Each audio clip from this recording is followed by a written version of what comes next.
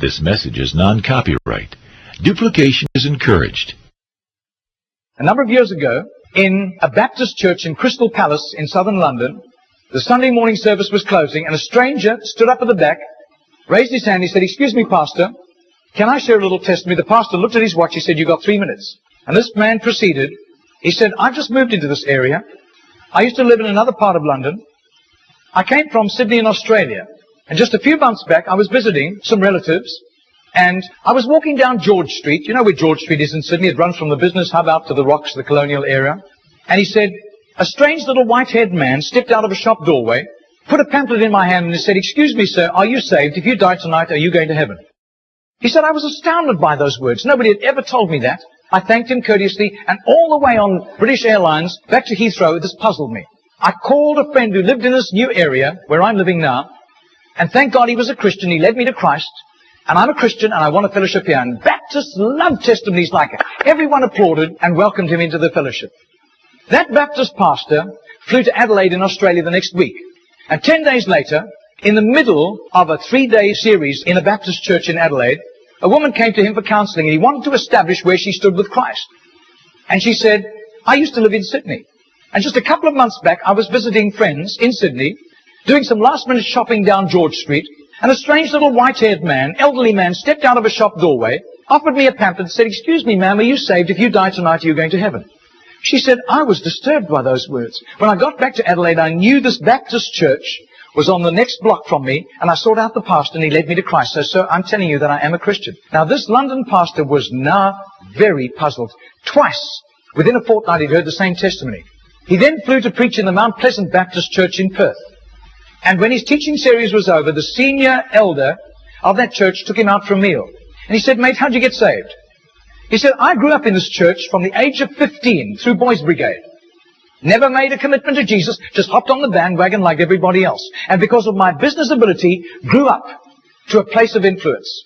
I was on a business outing in Sydney just 3 years ago, and an obnoxious, spiteful little man stepped out of a shop doorway, offered me a religious pamphlet, cheap junk, and accosted me with a question. 'Excuse me, sir, are you saved? If you die tonight, are you going to heaven?' He said, I tried to tell him I was a Baptist elder. He wouldn't listen to me. He said, I was seething with anger all the way home on Qantas to Perth. He said, I told my pastor thinking he would sympathize with me, and my pastor agreed. He had been disturbed for years, knowing that I didn't have a relationship with Jesus, and he was right. And my pastor led me to Jesus just 3 years ago." Now, this London preacher flew back to the UK and was speaking at the Keswick Convention in the Lake District. And he threw in these 3 testimonies. At the close of his teaching session, 4 elderly pastors came up and said, "We got saved between 25 and 35 years ago, respectively, through that little man on George Street giving us a tract and asking us that question." He then flew the following week to a similar Keswick Convention in the Caribbean, to missionaries.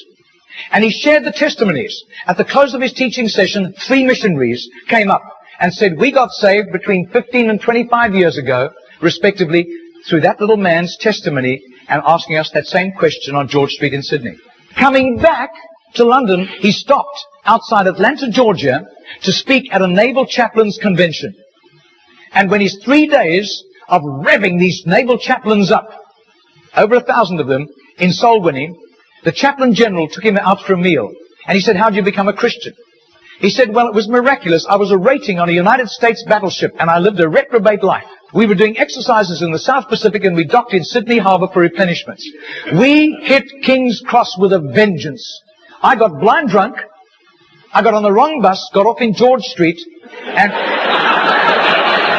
as I got off the bus, I thought it was a ghost.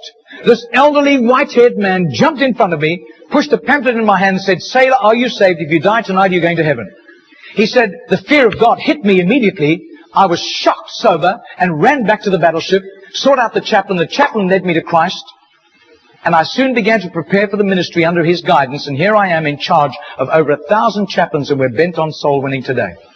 That London preacher, 6 months later, flew to do a convention for 5,000 Indian missionaries in a remote corner of northeastern India. And at the end, the Indian missionary in charge, a humble little man, took him home to his humble little home for a simple meal. And he said, "How did you, as a Hindu, come to Christ?" He said, "I was in a very privileged position. I worked for the Indian diplomatic mission. and I travel the world, and I am so glad for the forgiveness of Christ and His blood covering my sin, because I'd be very embarrassed if people found out what I got into. He said, one bout of diplomatic service took me to Sydney. And I was doing some last-minute shopping laden with parcels of toys and clothing for my children, walking down George Street.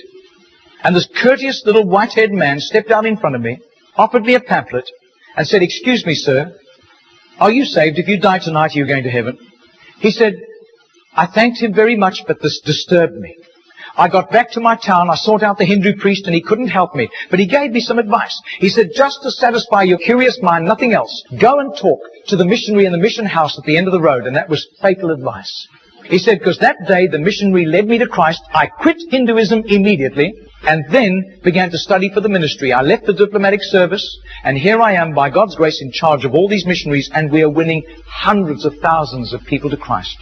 Well, 8 months later, that Crystal Palace Baptist pastor was ministering in Sydney, in Gymea, southern suburb of Sydney. And he said to the Baptist minister, do you know a little man, an elderly little man who witnesses and hands out tracts on George Street? And he said, I do. His name is Mr. Genor, Genor. But I don't think he does it anymore. He's too frail and elderly. The man said, I want to meet him. 2 nights later, they went around to this little apartment, knocked on the door, and this tiny, frail little man opened the door. He sat them down, made them some tea, and he was so frail he was slopping tea into the saucer as he shook. And as he sat with them, this London preacher told him all these accounts over the previous 3 years. This little man sat with tears running down his cheeks. He said, my story goes like this.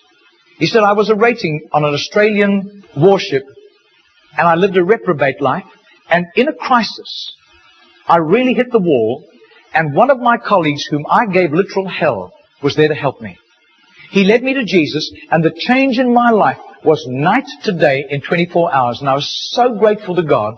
I promised God that I would share Jesus in a simple witness with at least 10 people a day, as God gave me strength. Sometimes I was ill, I couldn't do it, but I made up for it for other times. I wasn't paranoid about it, but I have done this for over 40 years, and in my retirement years, the best place was on George Street. There were hundreds of people. I got lots of rejections.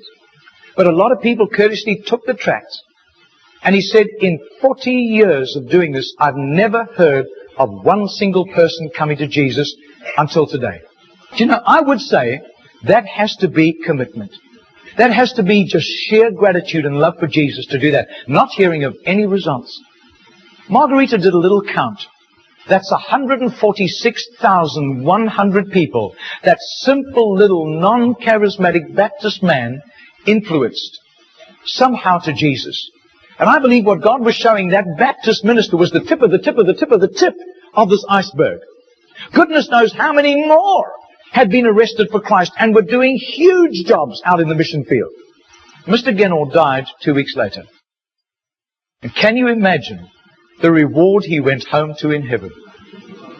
I doubt if his face would ever have appeared on Charisma magazine.